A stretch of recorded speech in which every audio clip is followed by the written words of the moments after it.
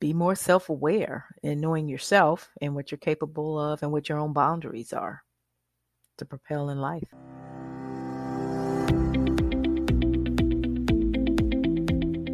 Welcome to Running is Cheaper Than Therapy podcast. I am your host, Dr. Weta L. Brown. I inspire and promote movement. I explain how running adds to life from a mental wholeness aspect, how obstacles can be overcome in life to make it to your finish line. Welcome to Running is Cheaper Than Therapy, episode 73. Today I have a special friend who is a runner, a triathlete, and she's also my soror. She began her running journey in high school. She did hurdles. She ran the 400. She also played basketball. She got into fitness as far as bodybuilding in high school and later did competitions. She started running endurance or distance running in 2012 when she joined Black Girls Run. And she quickly progressed to her first marathon in 2012 as well.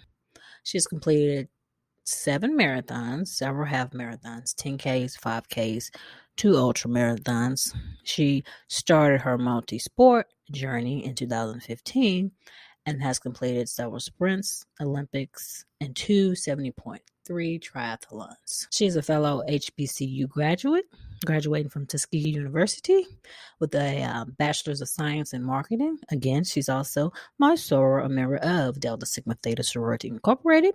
She has an MBA and worked for over 20 years in the mortgage industry. She changed careers and has served 12 years in higher education, currently in the role as an academic advisor. She's also a podcast host. She's the co-host of Soul Sisters on the Run. This podcast is based on live conversations that she's had while running. The ultimate goal is to encourage, uplift, inspire, and bring awareness to issues that many face and promote the benefits of a healthy lifestyle. Please welcome Sabrina Slocum to the show. Well, thanks for joining me today. You're welcome. Thanks for having me. It's good to see y'all. I miss seeing you in Chicago. I know, right? And then we had the pandemic, so what? It's been a couple of years since we saw each other. I know. So how did you get started running? Honestly, well, I ran in high school, but I was more of a sprinter. I was a hurdler, actually, Okay. like a 400. So I was a 400 runner, 400 hurdler. And I always wanted to do cross country because in my mind, I was like, I know I can do that. But I was in the band and, football season, cross country season always conflicted. So I never had a chance to do it. And then I would just run, once I became an adult, run trying to lose weight, or maintain. And then when I moved to Chicago, I found Black Girls Run. And then I started running with them. And then that introduced me to the whole half marathon, ultra tries and all that world. Cause I had no desire and really wasn't even interested. I would do, a 5K and thought I had did something. So, but yeah, Black Girls Run pretty much introduced me to endurance running or distance running. How did you find Black Girls Run? I think I saw something and I'm trying to think, was it on the news or something? They were featured something or in a magazine or something. And I was like, oh, wow, there's Black women that actually like run and do, long distance running. And then I ended up Googling them. And then I found the main page on Facebook. And then I found the Chicago group, reached out, found out where they run. And I started running with them. And then that year, I think that was maybe fall. So spring of that next year, I ran my first marathon. So how did you progress from, let's say, running 5Ks to a marathon in a year? Like, because most people take a few years to get to that. Right. The thing is, I had volunteered at the Chicago Marathon, first time volunteering. And I was like, I'm not going to run a marathon. I'm going to pass out some water and be okay with that. And so I was volunteering with Black Girls Run. And I think that's like mile 16.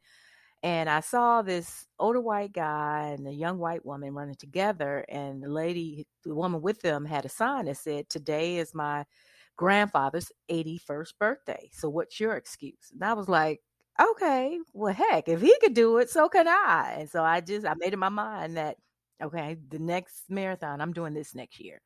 Started finding out about training plans, and a couple of other ladies were running too. So, just joined in with them on training runs. And honestly, the first one, I only got up to 16 miles. So that was like the farthest distance I had ran, and figured, well, I'm gonna wing it from the rest of the miles. I'll just wing it. And then I was hooked after that. And I was like, okay, this was great. So So yeah. what was the hardest part about training for that first marathon? Just the time consuming, and just trying to get it in. I was always, for the most part, I always had somebody to run with, so that was pretty cool. But I do remember having one run. I did a solo run by myself because no one was available, and they weren't doing that distance. And I didn't prepare. I didn't bring anything with me, any hydration, and it was hot. And I struggled. Oh, I struggled. And luckily, by the time I was on Old Plank Trail, and I finished at the parking lot, and then I went right to the little Pet Boys over there, and I was like, surely they have some water in here, and I could buy some water. So I bought like 2 bottles of water. But yeah, that was just probably the hardest training I had, because I wasn't prepared and didn't think to bring any hydration with me. And then I ran way too late in the day, and it was hot. Yeah. So now I've learned, I know better. Those are the things you learn, as you go through it and experience it on the journey. And now I really listen to other people's journey and try and learn from other people's mistakes, so I don't make those mistakes. And you said when you were younger, you participated in other sports, track. I did track, basketball. Yeah, I think that was it in high school. Okay. And you also competed in bodybuilding competitions at one time. What got you into that? Oh yeah, that was I forgot all about that. Well, in high school, it was my senior year, and me and my girlfriend, we were like, we're just gonna take something easy, get an easy A. So she was like, let's take this weightlifting class. How hard can that be? And I was like, okay. So we would just, sit there on the bench press talking. And the coach was like, oh, no, no, no, no, ladies, you all have to work. And we were like, we just really wanted to grade. We weren't really trying to do anything. He's like, no. And so we started lifting. He had us lifting. And my girlfriend, she was like, I don't like this. So she dropped the class. And I was like, okay, I kind of like this to it. And then, I just started kind of lifting and then maxing out. And he was like, okay, you have some strength. We have a weightlifting team. I was like, I had no idea. I'm trying to get a grade. No. Right. I was like, I'm just trying to graduate. This is my senior year. Had no idea we had a weightlifting team. So he started telling me about the competitions. And I was like, okay, I'll do it. That year I did weightlifting, and I placed several times. And I was like, okay. And then that introduced me to learning about the body, as far as and what the body looks like when you incorporate weights. Because like I said, I did track and basketball, but we did some strength training, but not a lot. But that exposed me to the bodies, and I started seeing women's bodies, and I was like, okay, I like that look. I like that strong look. And then so that was always something in the back of my mind. Years gone by, college, I was 30, and I ended up becoming a personal trainer and working in the gym.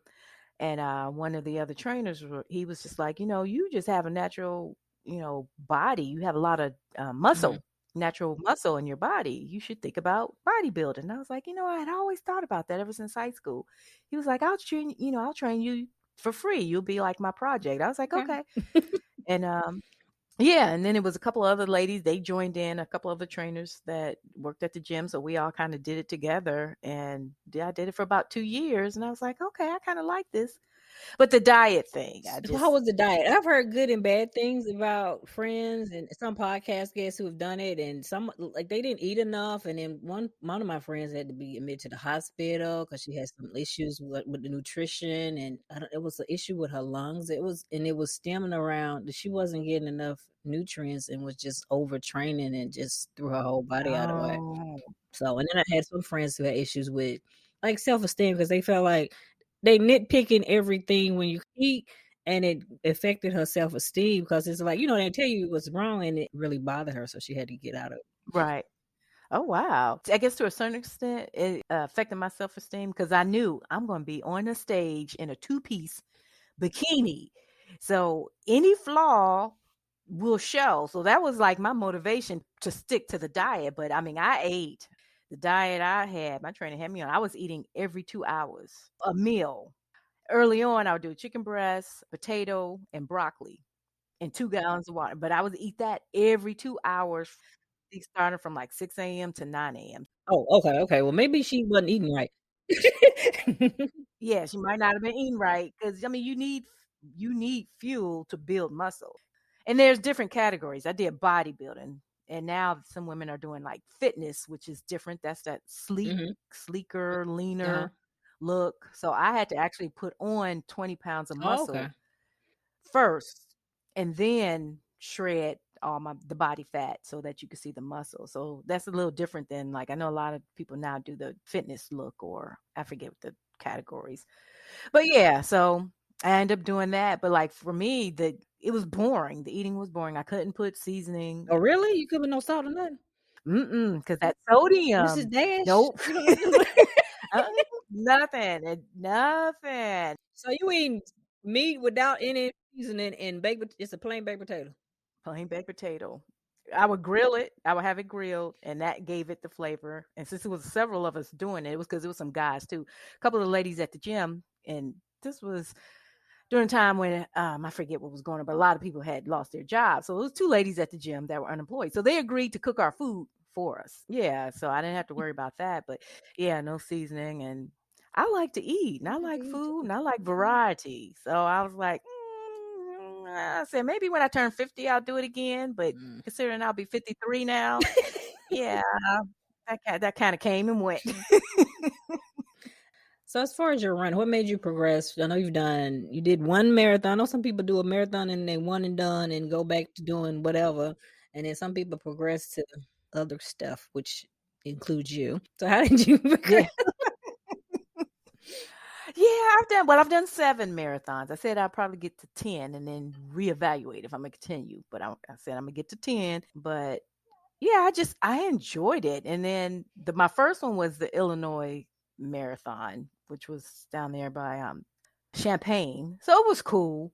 But then the next one I did was Chicago Marathon, and this was before it became a lottery. So, you pay your money and you get in. And that was like the best experience. I was like, "Oh my god, this is so cool." Chicago is just the support was great. So I kind of fell in love with that. And then that peer pressure, being part of Black Chicago Runners and Black Girls Run, that peer pressure, something else. They were like, well, we're going to do this race and we're going to do that race. We're doing it. I'm like, Yeah, okay, come I on. want You to need be to sign part of up to the come too. Yeah. fun. Right.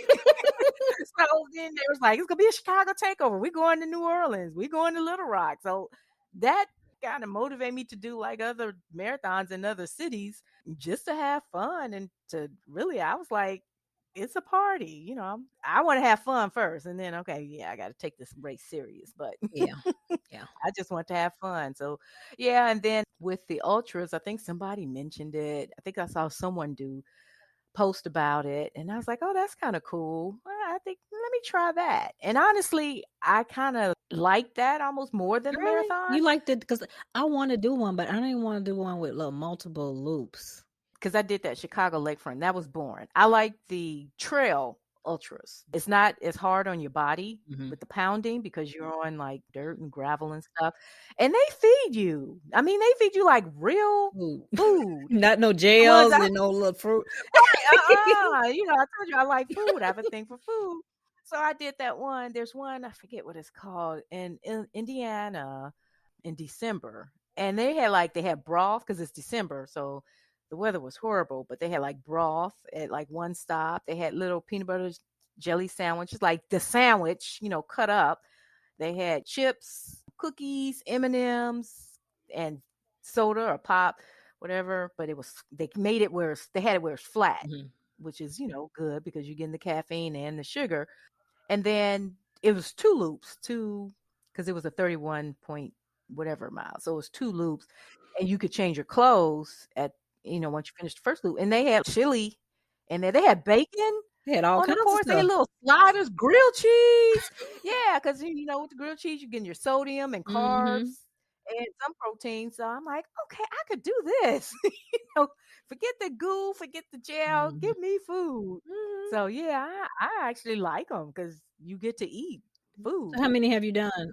I've done 2, and I said I wanted to get back into them, but I gotta get back into the marathon thing first because I haven't done a marathon in like 3 years. So I'm doing my first one September, Berlin. Oh, you on Berlin? I like that race too. That's my second favorite race. Mhm. Okay, okay. I'm excited. I was supposed to do it in 2020 and it COVID. got canceled Yeah. and then I wasn't ready last year cuz I wasn't training, So I said, "Okay, well, I'm going to do it this year. So let me go on in." So, I'm excited. But yeah, so that kind of got me into the ultras and then I remember a couple of ladies were like, "Well, we're going to do a triathlon." And they started training, but I was still in marathon mode. And so I saw a picture, with some pictures of them doing the triathlon, the relay, and I was like, "Oh, that's pretty cool. I'll do that next year." And it was in Indiana somewhere. Was it Muncie? No, no, it was a small, very small one. I don't even know. Did I get a medal for that? I don't even know if I got a medal. I think it was just a shirt. But so I said I was going to do it next year, but I wanted to do the whole thing. I was going to do the relay, so I signed up for it, and no one signed up for it that year. So No you were one. solo? So yeah, and I was like, "What the heck? Where's everybody?" I did it because they looked like they were having fun, and I'm like, so I did it, and then I was like, okay, I kind of like this. I'm like, because now I get to break up the running. So, and then I just started, and that was like a super sprint or whatever. And then then I did Chicago try, and I was like, okay, I like this. Plus, Chicago try is just fun because people come in from the pre-race party. I'm all about Parties. the food and the Mhm. party, right? That's so I was like, okay, I like these. I could do these, So yeah, so that just kind of got me into the triathlon thing. So What was the most challenging part of the triathlons? Were you a swimmer? well, no, probably the swimming. That's my weakest discipline because I am not. And then the funny thing for the first one, because I did the Esprit de Ski, Mhm. um, and well, I did that one in Indiana, then Esprit de Ski, but I had already registered before I really learned how to swim. Mhm. So I registered for it. It was in June. The race was in June, and I started swim lessons January. And I told the lady, I was like, I signed up for triathlon. Well, I know how to swim by June because I already paid my money. She was like, "Well, I think you'll be okay." So, and I knew how to like doggy Let's paddle, see. and I would go into the pool with, as a kid. And I'm like, as long as I could get to the wall, I'm Mhm. okay. So I would make my way to the wall. So she's like, "Well, you know enough, so it shouldn't be that hard." So she taught me the basics, and then I was like, "Okay, as long as I can." And then once I discovered that wetsuit, I was like, "Oh, okay, I can actually float." Yeah, that's So yeah, the swim is the hardest for me because I'm a slow so your swimmer. first So triathlon was an open water swim? mhm. I did a couple of Yeah. indoor, and then remember the guy was like, "You," it was shallow pool. You like, you can walk. I'm like, I'm trying to swim, and like I'm gonna win the race anyway. I'm just like, let me swim. I know I'm slow. Right.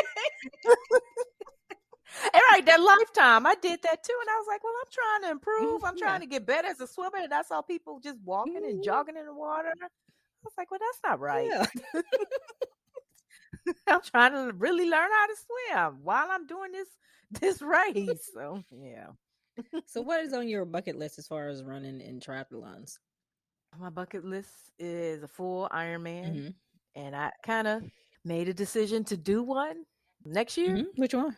I think I'm gonna do Okay. Maryland. The Jellyfish.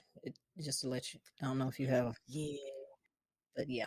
But you might be fine. I mean, I think it was last year or the year before. Like, it was a lot. But other than that, I hadn't heard anything about it. Was a lot that year from the people I know who did it. Before that, I don't think it was that bad, but who knows? But they even like I think the temperature was a little warm, but they let people wear wetsuits so they'll be covered up. yeah, because I've never done the saltwater. We'll see. I was just talking to Alex. Yeah, Taurus. I was just talking to him actually earlier today because I was like, let me reach out to him. I'm reaching out to people. I'm like, get some tips. So he was talking to me and just giving me some tips and stuff. And he's done that one, of course. So he was like, no, it's actually the bike is pretty flat. And I was like, oh, which is great to hear. But he said the water would be kind of choppy. So But that's my bucket list. I don't know. We gonna see. I want to do You it. can do it. You do it. I know. I mean, I know it's a lot of triathletes in that area. Yeah, yeah, that's what he said too. So, and I know, Yvonne, Yeah. Hannah Von Mhm. Tanner, because I end up running into her doing a bike ride, and I was like, I had no idea she lived here. I just assumed she lived somewhere down south because she's always running. She travels a lot, but I think that I don't know how long she's been up there. She was in Kentucky, I think, 'cause she was stationed there before DC, but area. But I think she's been there for at least before COVID. Okay, yeah. So I said I'm gonna reach out to her, but so yeah.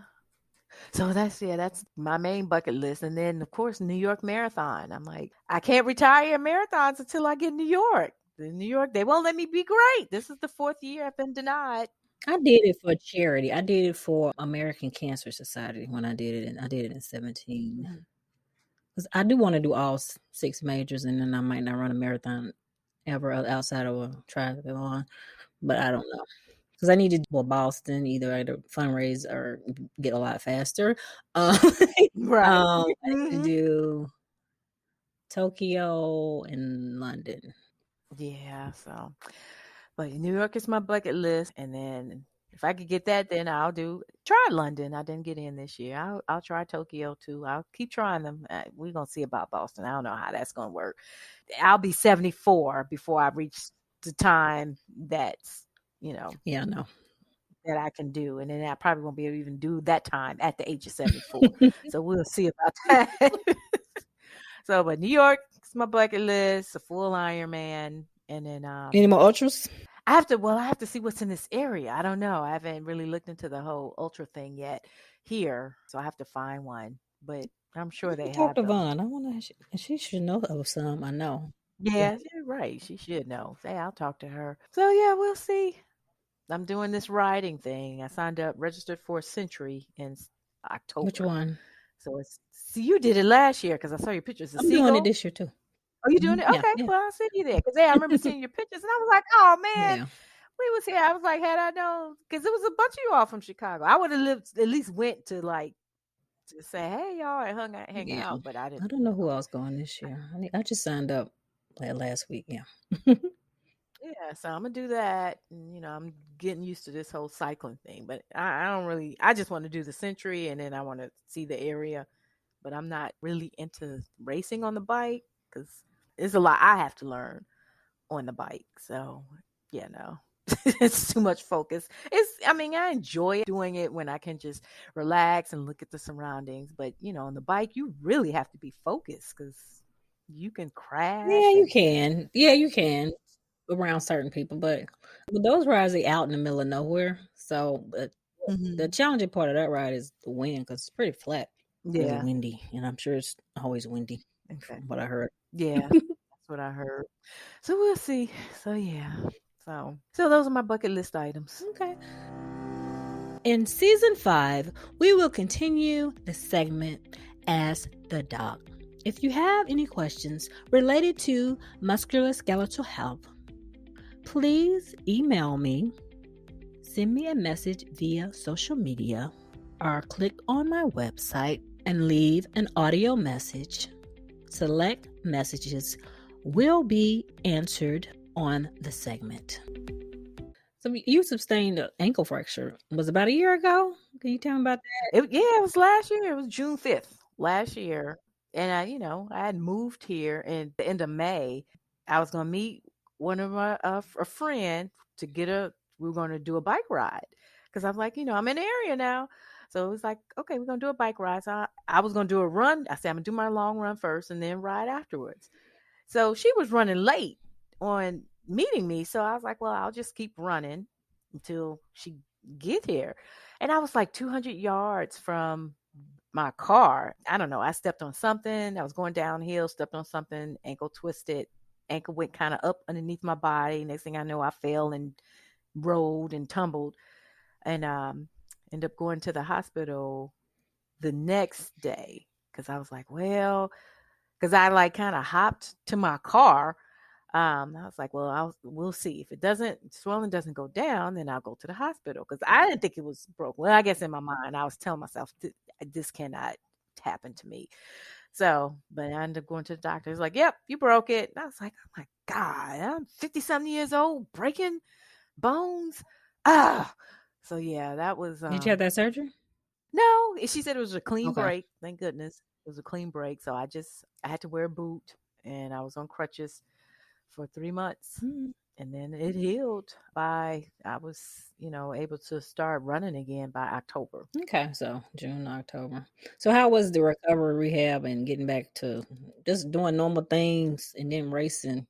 Yeah, I didn't do any races last year because, like I said, I didn't get started back until October. I don't think I did any races last year. No, I did. I did a 10K. Mm. I think that was the long. I did a 5K and a 10K. So it just kind of made me paranoid, and I would do my little rehab exercises, but I was paranoid. Said you gonna injure yourself again? Yeah, so I'm constantly looking down at the ground to make sure I'm not stepping on something because I think it was like just a little branch or something I stepped on. But it wasn't. I mean, I was able to get back, but I mean, I gained weight, which kind of sucked. So, and I'm still trying to still trying to lose that weight because I couldn't do anything. I tried to do some strength training, but that's even hard to do unless I'm sitting down because then I will have to put weight on my balance yourself. And I was like, well, no. So yeah, just getting back. Like I said, I started walking, and then once I was able to get up to a couple of miles walking, then I started doing slow jogs, and then I started cycling. Kept it wrapped for a while, and then this year I was like, okay, I don't have any problems, and I still do my strength training, Good. but A lot of people stop. And you need all of that when you run. Doing triathlons, I realize that I get the most injuries related to running. It's just hard on your body. right, mm-hmm, So, that's true. but yeah, I'm going through the rehab now. I'm like, I just want to walk without a limp. That's my goal right now. Because I'm thinking about even though I'm signing up for stuff and next year and this year, I'm like, I don't know. It's humbling experience. It is. And then even like with, my shoes, I was like, I had just bought some really cute heels, last year. And I was like, I can't even wear my heels. And then even a wedge, a small wedge, like a 1, 2 inch wedge. I was like, that, would make my ankle sore. I'm like, I have got to get back in my shoes because I'm not getting rid of this. That's a lot of Yeah, I money know. that's in my closet. So yeah, just and having to wear tennis shoes with everything. You try and go out and try and be cute. I'm like, I can't even be cute because Port. So it's like my feet hurt if I wear like just plain flats.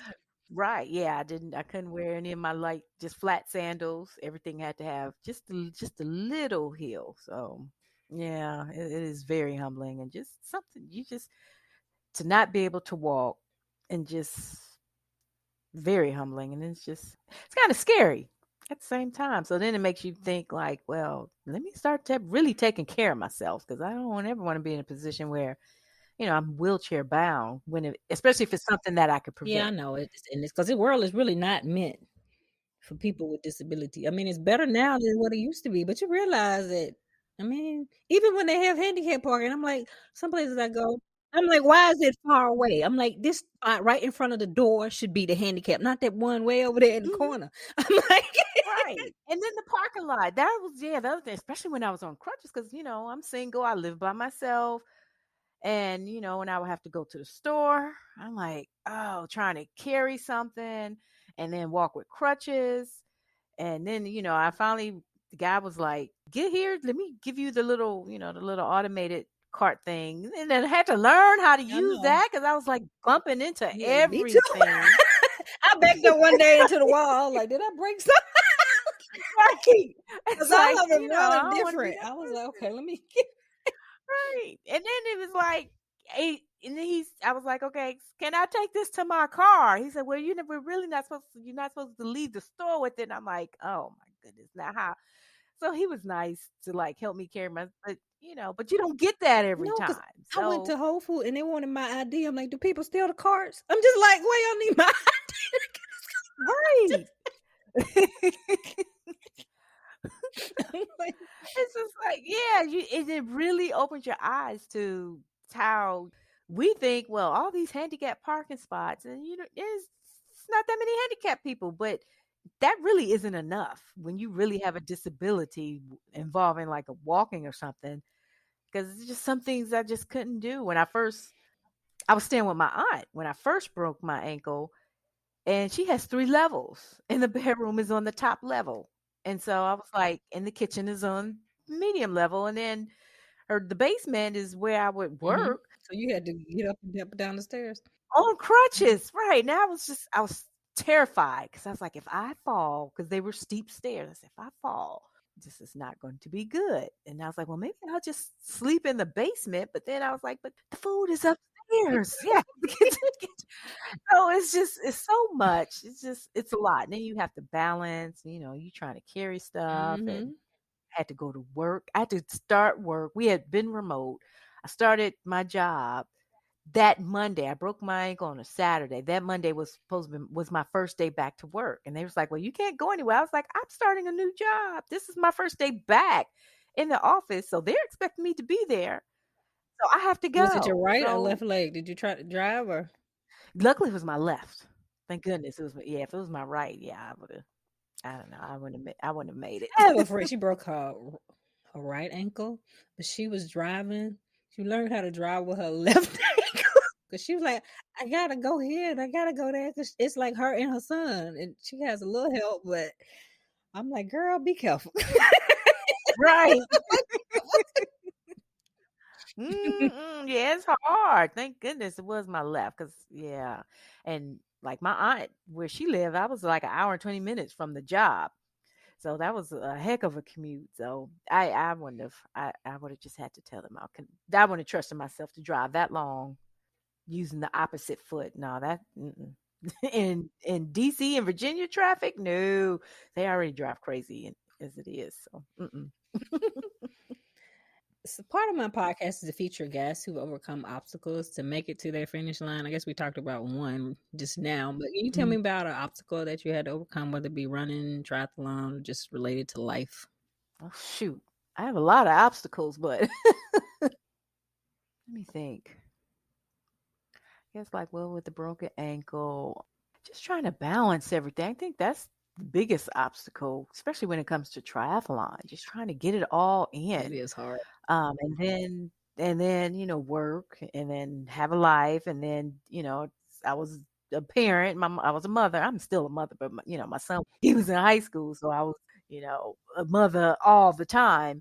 And then I actually ended up going back to school.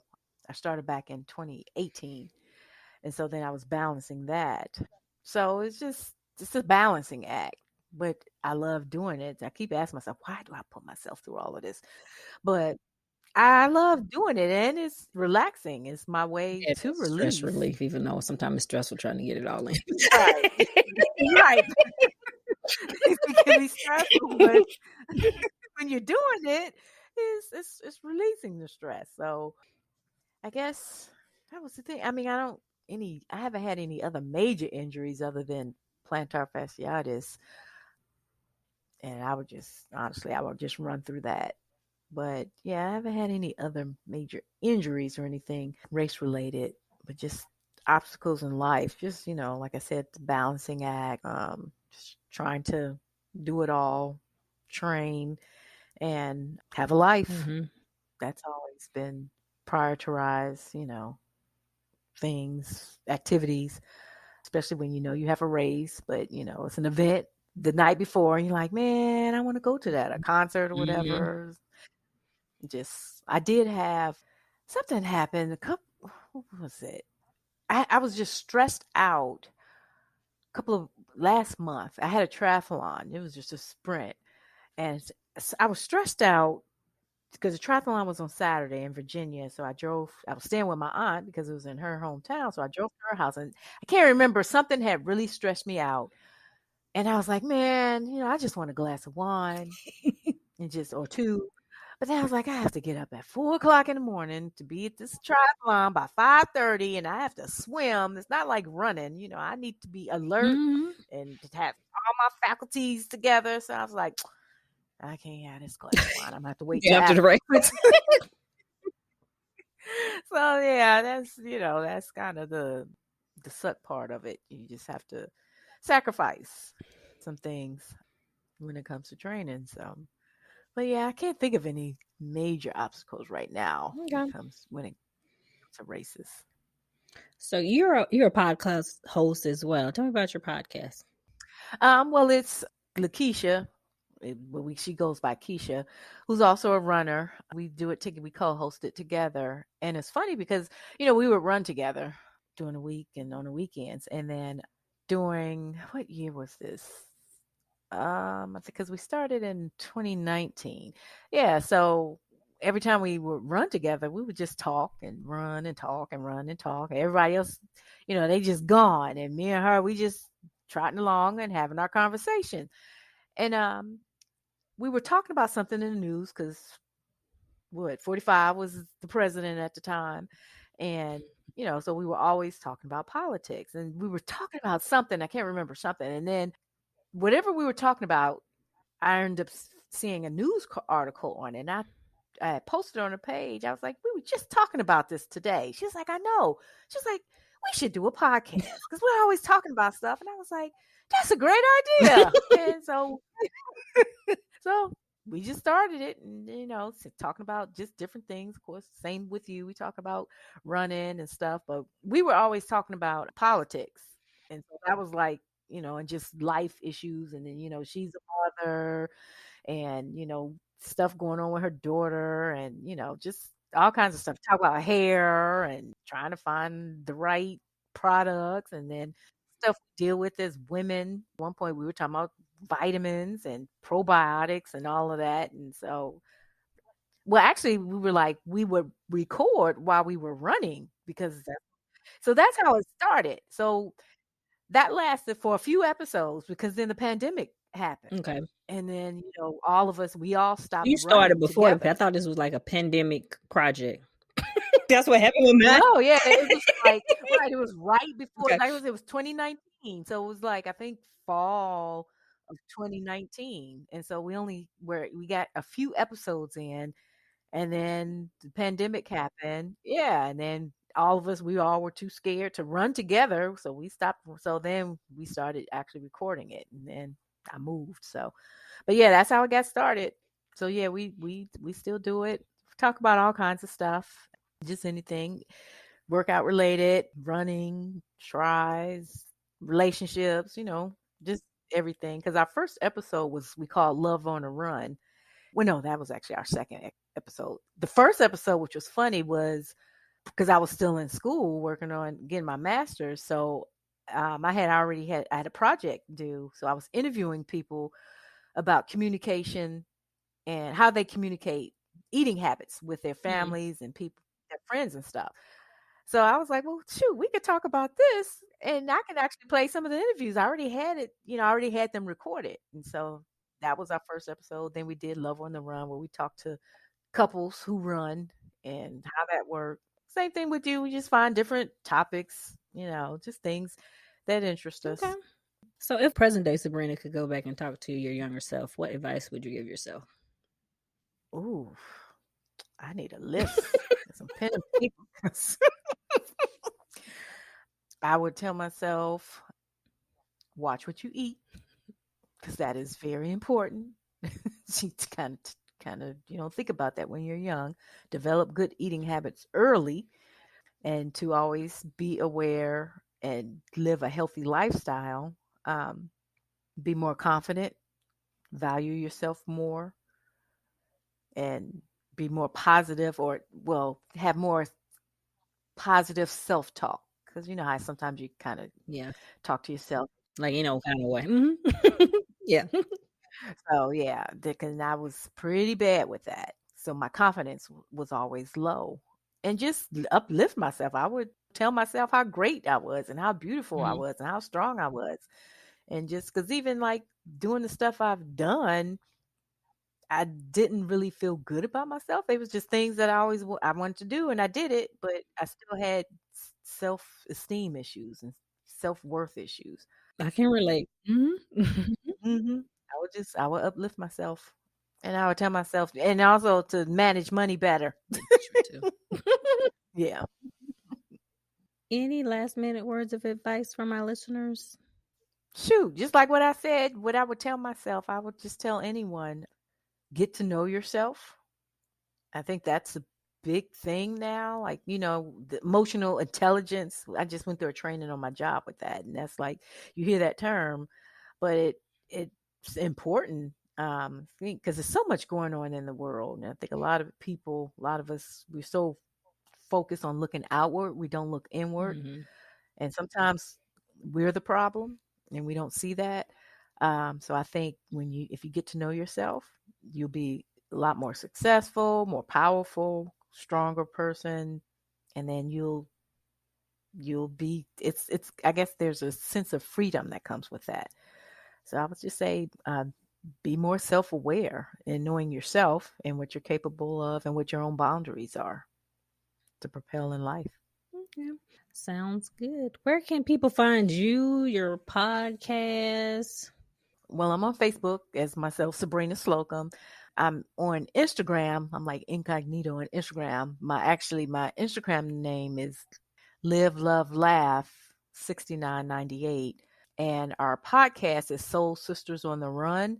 And it's on Spotify, Apple, just anywhere you could get your podcasts. You listen to podcasts, but it's Soul Sisters on the Run. And then our same thing, that's our Instagram and Facebook page is Soul Sisters on the Run as well. Okay. I'm going to check you out. Well, thank you for joining me today. You're welcome. Thanks for having me. It was a pleasure. That wraps up this episode of Running is Cheaper Than Therapy podcast. Thank you for tuning in. If you already haven't, please download Running is Cheaper Than Therapy podcast on Apple, Spotify, or however you listen to your favorite podcast. If you have any questions, concerns, or possible show topics, please email Running is Cheaper Than Therapy, OLB, Omaha Love Brown. Again, that's Running is Cheaper Than Therapy, Omaha Love Brown @gmail.com. I also can be reached via Instagram, Facebook, Twitter, LinkedIn, and YouTube. Handle We Life, We Love. OUI Life, OUI Love. Thank you, and please tune in again.